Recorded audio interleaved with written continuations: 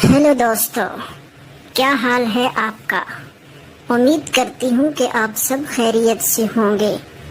आज मैं आपके लिए इंतहाई सबक आमोज एक कहानी लेकर आई हूँ।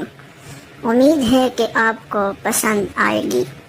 कहानी शुरू करने से पहले एक नन्ही सी रिक्वेस्ट है कि मेरे चैनल पर अगर आप नए हैं तो बराए मेहरबानी मेरे चैनल को सब्सक्राइब कर दें और इस वीडियो को एक लाइक दीजिए।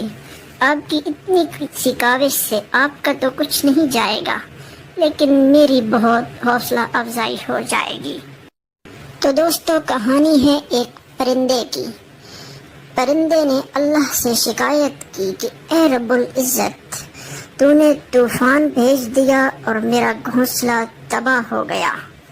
उस पर आवाज़ कुदरत आई कि ए मेरे खूबसूरत परिंदे, ए मेरे भोले परिंदे, जब तू अपने घोंसले में आराम कर रहा था, तुझे नहीं मालूम कि तेरे घोंसले के आसपास एक जहरीला सांप तेरी और तेरे बच्चों की ताक में बैठा था, जो डसने ही वाला था कि मैंने तूफान भेज दिया। तूफान की वजह से तेरा घोंसला तो टूट गया, लेकिन तेरी और तेरे बच्चों की जान बच गई। तो दोस्तों, इस कहानी से हमें क्या सबक मिलता है? इस कहानी का मोरल ये है कि हमें किसी भी हाल में अल्लाह का नाशुक्रा नहीं बनना चाहिए, बल्कि हर हाल में अल्लाह का शुक्र अदा करते रहना चाहिए।